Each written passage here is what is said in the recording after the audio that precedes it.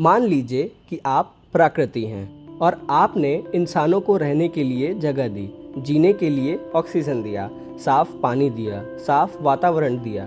आपने इंसानों के लिए क्या कुछ नहीं किया और बदले में इंसान ने आपको क्या दिया?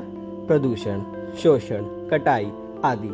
इतने में तो आप इंसानों को बम से उड़ा देते, पर असलियत में प्रकृति सहती है और तब तक सहती है जब तक कि संतुलन नहीं बिगड़ता धरती का।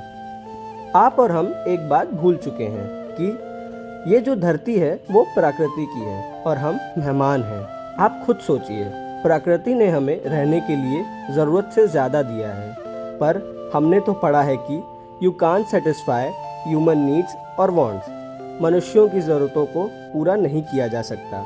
और देखिए, जो जगह जानवरों को प्रकृति से मिली है, जिस पे इंसानों का कोई हक नहीं है, तो हमने अपनी ज़रूरतों को पूरा करने के लिए बड़ी ही बेशर्मी के साथ उनसे उनका घर छीन लिया।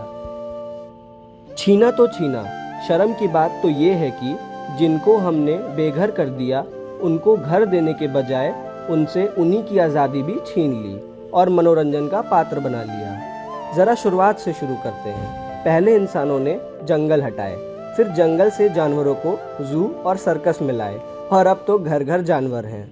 इतना सुनने के बाद इंसानों को भगवान कहना गलत नहीं होगा। क्यों? इंसानों ने ही तो जानवरों को बनाया है, वो कुछ भी कर सकते हैं। आपको पता है, इंसानों को सबसे बुद्धिमान माना गया है, जबकि मेरे हिसाब से तो इंसानों की फितरत ही हड़पना है, अपना मान के।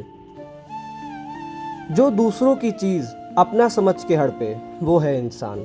जो हड़पने के लिए किसी की जान ले ले, वो है इंसान। जो दूसरों की खुशी छीन ले, वो है इंसान। जो अपनी ज़रूरतों को पूरा करने के लिए किसी की इज्जत हड़प ले, वो है इंसान। एक छोटी सी शायरी सुनाना चाहता हूँ, जो एंड में आप भी मानेंगे। इंसानों को ढूंढना है तो गंदगी ढूंढो, इंसानों को ढूंढना है तो गंदगी ढूंढो। सुकून को ढूंढना है तो प्रकृति ढूंढो, सुकून को ढूंढना है तो प्रकृति ढूंढो। एंड में मैं बस इतना ही बोलूँगा कि जो मेहमान नवाजी आपको प्रकृति से मिल रही है, ज़रा उसका हिसाब तो निकालिए।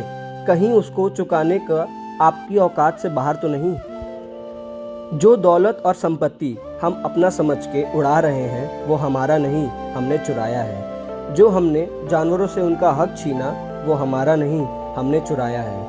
वो चीज़ जो हमारी नहीं और अपनी ज़रूरतों को पूरा करने के लिए ली है, वो भी हमारा नहीं, हमने चुराया है। और हर वो चीज़ जिस पे हमारा कोई अधिकार नहीं, हमने ही उसे चुराया है।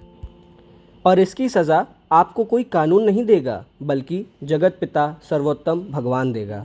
इसीलिए मैंने इस लेख का नाम इंसान एक समझदार चोर रखा।